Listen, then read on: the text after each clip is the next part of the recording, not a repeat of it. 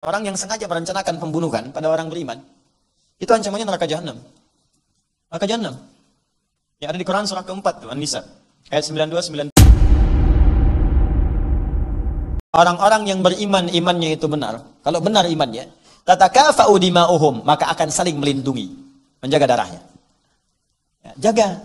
Ini nggak ada orang beriman itu saling melukai. Apalagi mohon maaf, kemudian saling menumpahkan darah, itu patut dipertanyakan, imannya ada di mana itu. Ya, awas hati-hati itu. Ada ancaman dalam Al-Quran. Orang yang sengaja merencanakan pembunuhan pada orang beriman, itu ancamannya neraka jahanam. Neraka jahanam. Yang ada di Quran surah keempat tuh, An-Nisa. Ayat 92-93. Jadi saat Anda masuk ke ayat itu, wa may yaqtul mu'mina muta'ammida. Siapa yang sengaja merencanakan pembunuhan pada seorang beriman, fajaza'uhu jahannam. Maka balasan yang setimpal untuknya adalah neraka jahanam. Jadi kalau ada orang merencanakan pembunuhan nih pada orang beriman, mau pakai apapun caranya. Nah, saya bom dia nih. Besok dia keluar jam berapa? Keluar dari mobil gimana? Saya tusuk dia nih. Ya? Saya tembak dia nih. Saya bom dia nih. Awas, dan itu yang direncanakan misalnya orang beriman. Orang beriman masih bersyahadat kepada Allah. Hati-hati. Ya, mau semaksiat bagaimana dan sebagaimanapun misalnya ada turunan-turunan. Tapi Anda sengaja merencanakan untuk bunuh orang tanpa runtutan yang benar, tanpa kaidah-kaidah yang diperkenankan, maka kata Allah langsung fajaza'uhu jahannam. Maka balasan yang setimpal neraka jahanam. Pertanyaan saya, di mana ada orang muslim beriman berencana masuk neraka jahanam? Apa ada orang muslim ini punya rencana masuk neraka jahanam? Apapun profesinya, maka saya ingatkan, ini karena sayang saya, siapapun Anda. Anda mau pejabat, Anda mau polisi, Anda mau tentara, Anda mau rakyat, hati-hati. Hati-hati, jangan sepelekan nyawa. Jangan sepelekan, karena taruhannya neraka. Demi Allah saya katakan, Anda itu wafat Anda akan meninggal. Sehebat-hebatnya Anda ragu tembak itu. Ragu tembak. Ketika mengeksekusi. Dan kemudian dia wafat yang ditembak itu. Yang menembak pun akan wafat juga. Penjahat yang membunuh akan dibunuh juga. Jadi jangan pernah menyepelekan nyawa. Karena Anda pun akan wafat.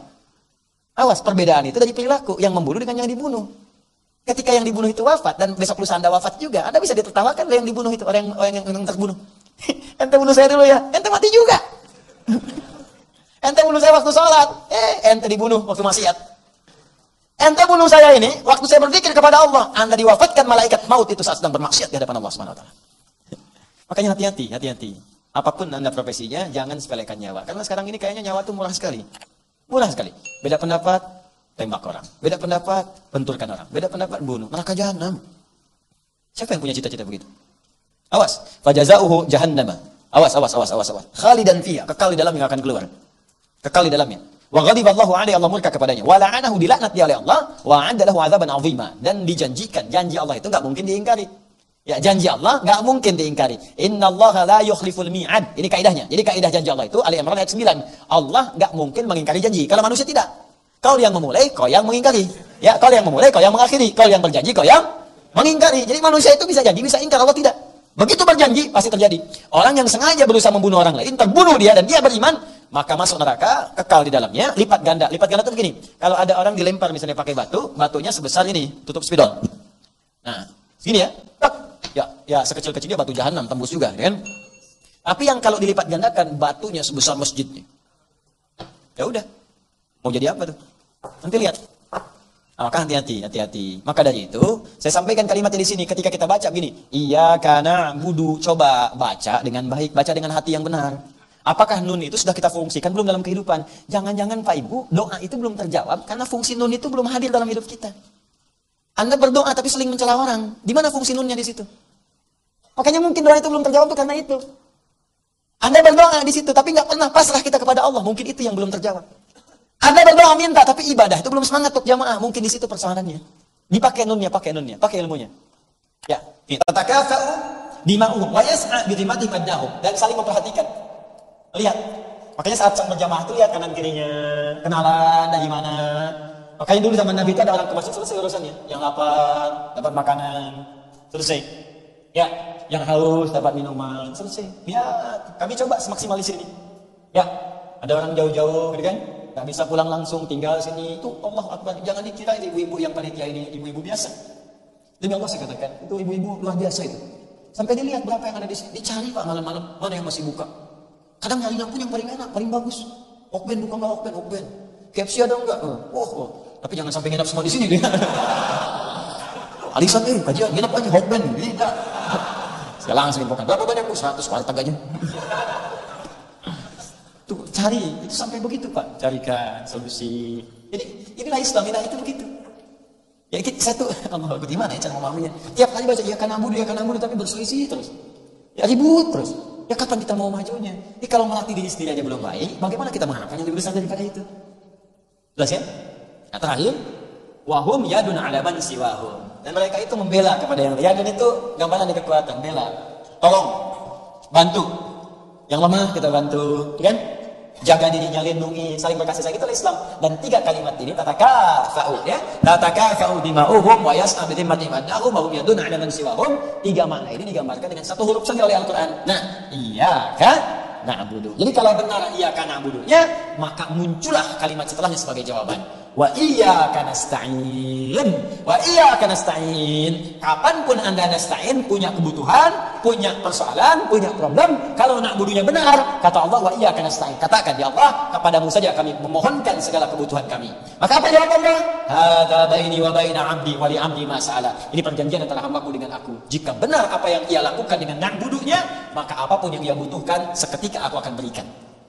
Bahkan ada orang belum minta langsung diberi. Jadi kalau semakin tinggi na'budunya, semakin benar. Gini cirinya. Ada orang ngejar fardu, ada ngejar sunnah. Ya orang mau mikirin fardu, Anda udah mikirin sunnah. Isya jam berapa? Yang ini tahajud jam berapa ya? Orang nanya Ramadan, kapan Ramadan tahun ini? Dia udah nanya, ayam ulbit tanggal berapa jatuh? Kapan sunnahnya?